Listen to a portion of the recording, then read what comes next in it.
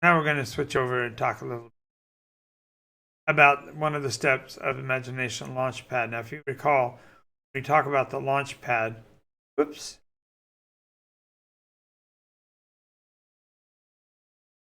Components of the Launchpad include clearing the baffles, paradigm identifier, and so on.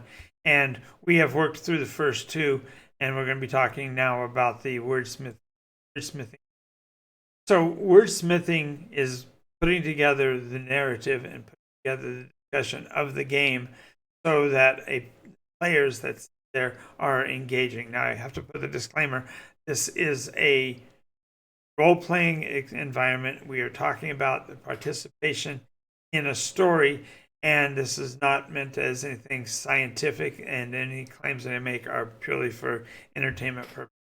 Having said all that, one of the things you have to do as a wordsmith is a theme. You've got to have a feeling for what you're trying to express. If you're looking for creating a vampire-based story, you need to have the dark and stormy nights, odd and eerie cloudiness, and things that go bump in the night. By choosing a theme, build a platform. As we've done in previous episodes, we talked about how you need to clear the baffles and make the play area pristine so that you can now create. Well, in this case, we're talking about the first few steps of creation.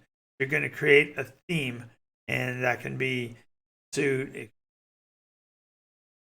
hero's journey. It can be the pilgrim's progress.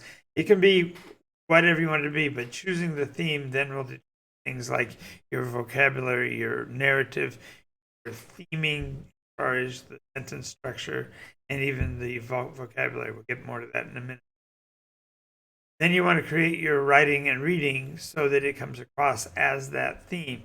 If we are doing an adventure with sailing ships and pirates, you'll certainly be using forward and aft, larboard and starboard, much more predominantly than you will left, right, up and down. And these terms allow to create a feeling of the ambiance in every sentence. The lines become more immersive and the players can be drawn into the story. That does mean you have to work on your vocabulary. You need to find a way to speak that carries forward your vocabulary. Perhaps it's the syntax, the way you say things, kinds of terms you might use. All of these play into this feeling of inclusiveness and continuity, because you need to get the players to be a part of that world. And by creating a solid theme and a framework for communication that follows it, you're giving a level of continuity to the players. Now, it is important to note that you need to embrace the players as they are, because perhaps they may not be familiar with the vocabulary. They may not be aware of the new. So it's more important than ever that you are able to convey this meaning and these words that you'll want to use, so that the players who are looking at it can choose to engage in the same practice and also perhaps learn something about the environment that you're creating. In doing it in this fashion, you establish a shared perception that the players that are experiencing what you intend and not seeing something different. That means that you need to play to the theme. So, for example, if you're talking about a vampire dark mystery story, certainly you have to have things that go bump. Have eerie and personalities. Have a somewhat tense sexual allure to the story so that it fits with the vampire motif. By doing this, you're creating game continuity, because the players are going to be able to consistently, session after session, what it is you're trying to get out of the story. Most important, you want to make sure you have a nice solid feedback loop so that the players can respond to you with their misgivings, perhaps their misunderstandings and such, of the theme, so that you can bring them up.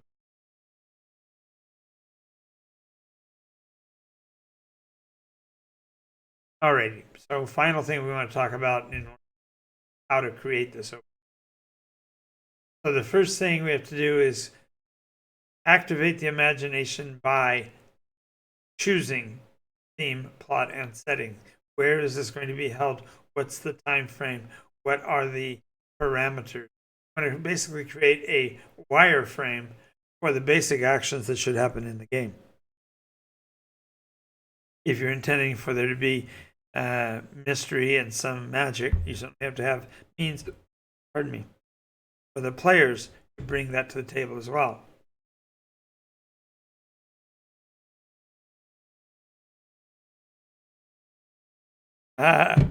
The next is you want to develop a matter of scale. And this, believe it or not, this is actually simplest if you do it in advance, but it's can learn how to do it on the fly. And one of the, if you will, pro tips for a game master is to learn the mechanism of scaling in terms of the environment you're in, so that you know how far someone can travel, how fast they can get from point A to point B, and try to find a way to interact with the wireframe by knowing how far and how fast and long, etc.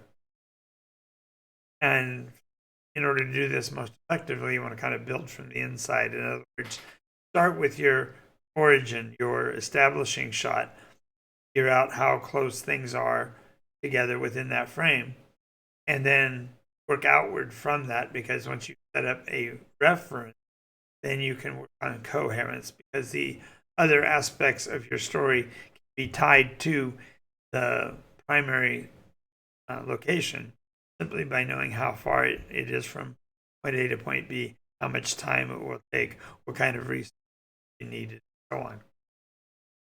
Finally, in this part, you need to make sure you can gauge on your participation.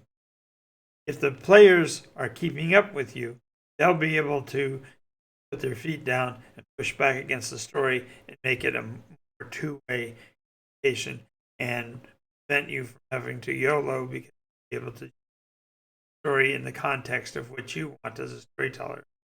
But in order to do this, you need to work on improving your consistent use of terms to avoid confusion. So if you say something is a day's travel, then you should have chosen to be that day's travel number, whether it be because of difficulty of terrain or the roads or the types of conveyances, speeds, or whatever they can use. By working to improve this consistency, it means that the players can move around within or even without the story. They can actually step away and they can know how far away they are, which allows you to scale with them, keep them in the game. As they broaden the circle, you're able to draw in and tighten the noose so to them within the manageable area of the game you intend to run. Now, if you have a group that are interested and engaged, they're going to want to know. They're going to want to test their boundaries, but they're also be wanting to hear what you have developed, and this enticement keeps them inside the theme, in the plot, and pretty close to where your setting was. All of this comes down to really is the same thing we've talked about before. That is, you have to develop a strong sense of vision, what it is you're trying to portray, an understanding of where the players are and where they could be, the clarity to know what the limits and boundaries are, and the agility to think on your feet, adventure in the same